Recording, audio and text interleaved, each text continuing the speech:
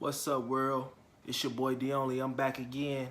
Finna drop some more jewels on y'all, man. Finna give y'all some more of this free game. Hey, as always, if God woke you up today, it's another opportunity to change your life. Shout out to all the youth. So I thought of another hot topic today, and I was thinking about can you still make money in the streets? You know, because people always be talking about, man, I'm a street nigga, I'm out here. Can you still make money in the streets? The easy answer to that is yes. So if you want to cut this video off and that's the only reason you clicked on this because you want to know that, the short answer is yes. But it's conditions to that. And let me give you some food for thought. Let me put something on your brain so you can think about this. Number one, the game hasn't changed, but the players in the game have. And you know, if we talking about like the 50s, 60s, and 70s and shit, guys that was in the street lived by a code of ethics.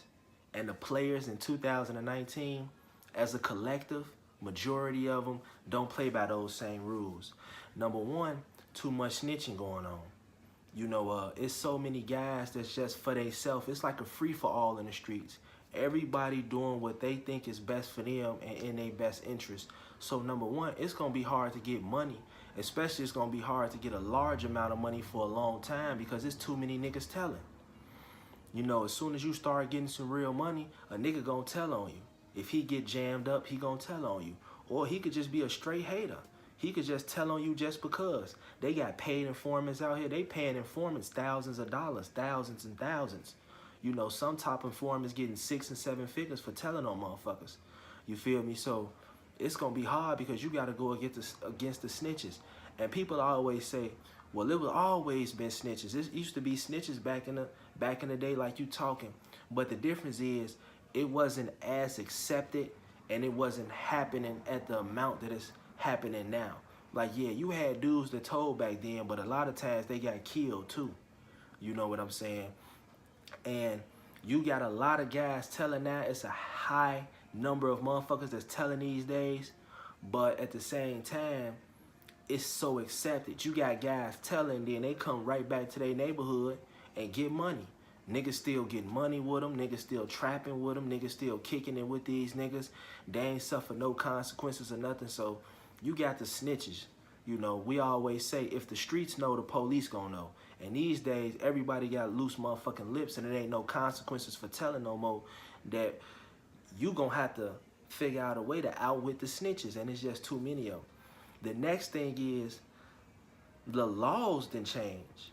Like, you know, the reason why people used to be able to get away with bank robberies and shooting in broad daylight and doing all that crazy shit they was doing is because the laws wasn't as severe. You know, these days, you get caught with some cocaine, you get caught with some heroin, you get caught with the wrong drug or something like that, you might not even have a background and you getting 10, 15, 20 years off the bat. You know, so they got football numbers these days to the point where, man, you get caught one time and you get a whole lot of years. You know what I'm saying? And they did that for a multitude of reasons. They did that to make more motherfuckers tell. Like, man, if we giving out 20 and 30 and 40 year sentences, we know a lot of people ain't gonna want to do that time. It's gonna put the squeeze on them and make even more people tell. And then on top of that, it's just like, shit, if we catch you, you ain't gonna have no opportunity to be able to go back out in the street and reoffend because you finna get so much time. So like when the Clintons came out in the 90s with the mandatory minimums, like if you get caught with some crack or you get caught with some cocaine, you do way more time for the crack than you do the cocaine. Man, that was a ploy. You feel me? Even though the only difference between crack and cocaine is baking soda, but they did that on purpose, especially in the black community. You feel me? A lot of these laws is tailored specifically for us. Like that law right there. They knew that white suburban kids wasn't doing no motherfucking crack, but they know if they went into the inner city, it was nothing but black people that was fucking with the crack. So that law was tailored specifically for urban communities. So the laws these days, the amount of time that they giving out is so high that it's damn near like you taking a huge gamble. You know what I'm saying? And then the next thing is too, the police got so much technology these days. You feel me? It's cameras on every building. They got all type of systems and technology to be able to catch criminals easier. The forensics and shit that they have in 2019, they ain't had back in the day. You know why niggas was getting away with murders? Because they didn't have the forensics and technology to be able to find out who did murders and shit like that. Being able to run ballistics and on bullets and all the type of shit they can do in 2019. Guys was shooting in broad daylight because it wasn't no cameras like it is now in businesses. You know, and everybody got camera phones. These days, everybody pulling out their camera phone, recording something. You got to worry about a random person riding by with a phone. You got to worry about a camera that could have been on a business or somebody's house or something like that. They got bullet scanners that when bullets go off in a neighborhood, they know what area it came from because the technology is scanning those areas. You got too much shit to go against, man. You know what I'm saying? And then the next thing is just like, you know, back to like the players in the game just don't have them same morals, values, and principles and them same ethics. Like back in the day, guys used to get money together. You used to have crews of guys that'll hustle 10, 15, 20 niggas that was a crew and they all got money together. These days, everybody got such an individualistic mindset that brothers don't know how to come together and get money, or brothers don't know how to respect one another. You know, this dude might be making more money than you. Now you want to hate on him. Now you want to kill him. Now you want to rob him. Now you want to snitch on him. Now you want to get him out the way. So, you know, like my father told me, and my father, a real street dude, I asked him not too long ago, he was like, man, the juice is not worth the squeeze. And what that saying means is basically the risk is not worth the reward. You dig what I'm saying? So yeah, you can make some money out here, but it ain't really worth it like that.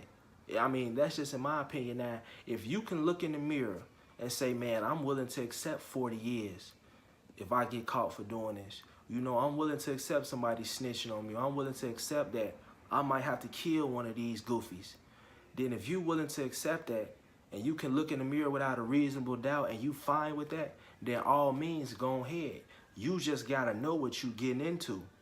You dig what I'm saying?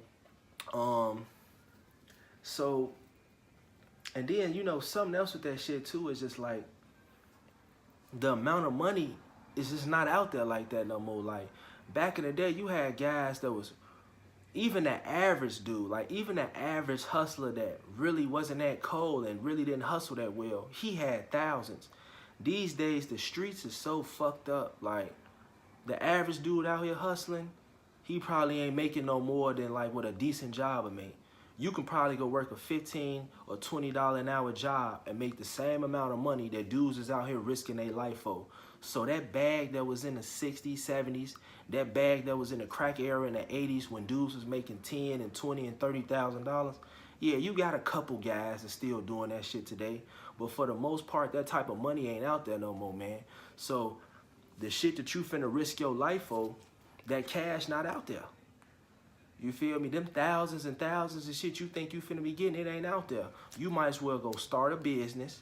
You feel me?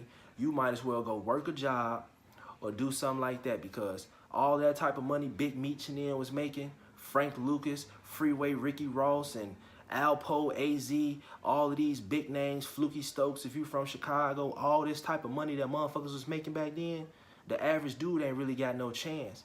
And to be honest, you damn near ain't gonna get there between the snitches, the haters, these niggas that's out here treacherous that want to murder you over nothing, $1,000, $2,000, a little bit of work or something like that. Before you even get to Big Meech status, you're probably not gonna even get there. You know, it took them guys years and years to get there. You probably won't even make it. I'm gonna be honest, you probably won't last a year or two. If you getting serious money, you probably not gonna last. And the truth of that matter is, once you get so big in the game, you gonna pop up on the radar of the police. It's inevitable. You know, once you become so big and the police know you on their radar, they gonna get you. You know why? Because they got unlimited resources and they got unlimited time. You gotta be slick for 365 days. They only gotta catch you slipping one day. You feel me? So it's inevitable for you to go to jail once you get on their radar, and if they want you bad enough. And I don't care how smooth of a criminal you are, you gonna slip up at least one time, and that one time you slip can cost you your whole motherfucking life, man. So if is it some money out there? Yeah. But you got to be willing to take the consequences, and the price is real high. You know, like my father said, the juice ain't worth the squeeze no more. So until next time, man, I'm going to drop some more jewels on y'all. I got some more important shit I want to tell y'all. I got a good lineup of topics for this week. So be making sure y'all check back in, man. As always, love. May peace be upon you.